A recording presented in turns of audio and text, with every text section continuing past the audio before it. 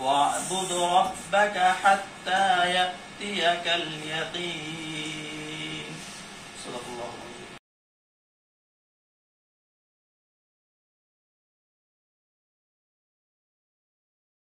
ব্যবস্থা করছি জেলা পর্যায়ে শহীদ হয়েছে ইতিহাসে সারা জীবন থাকবো।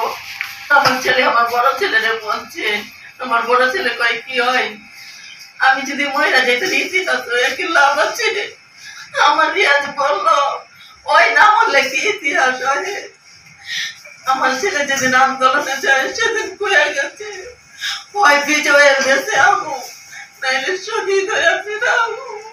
ওয়ালটন এখন দেশের সীমানা পেরিয়ে পৌঁছে গিয়েছে 50টিরও বেশি দেশে। ওয়ালটন, ঘরে ঘরে বিশ্বজুড়ে। আপনারা সবাই এই জুলাই মাসে আইনছিলেন, সকল শহীদ মায় বোন ভিতরে যে কি জ্বালা তার ভাই বোন সবাই এই জুলাই মাসের 1 তারিখে তাদের চোখের পানি চলতে চলতে। আপনারা যতদিন বাইরে থাকবেন এই জুলাই মাসে এলে একবার করে লোক শহীদের পরিবারে খবর পেয়েছে। আমার আর কিছু বলার নাই। হয়তো ভালো আছি, কিন্তু কতটুকু ভালো আছি তা একটি প্রতিচ্ছবি আমরা দেখেছি 2024-এর জুলাই আগস্টে।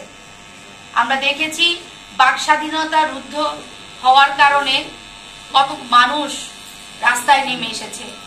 আমাদের ছাত্র জনতা, আমাদের সাংবাদিক ভাইরা, আমাদের সুশীল সমাজের লোকজন যারা কথা বলতে পারতো না, যাদের মুখ অনেক দিন বন্ধ ছিল, তারা কথা বলা শুরু করেছে। হয়তো আমাদের এই দ্বিতীয় স্বাধীনতা বা পট পরিবর্তিত যে পরিবর্তনটি এসেছে তা আমাদের দেশের জন্য মঙ্গল বয়ে এনেছে। কিন্তু আমরা 1 বছর পেরিয়ে যাওয়ার পরও অনেক কিছুতেই হয়তো পরিবর্তন পাইনি। আমাদের কাছে হয়তো মনে হচ্ছে গণপ্রজাতন্ত্রী বাংলাদেশ সরকারের একজন ছোট ولا هما إلا فرجته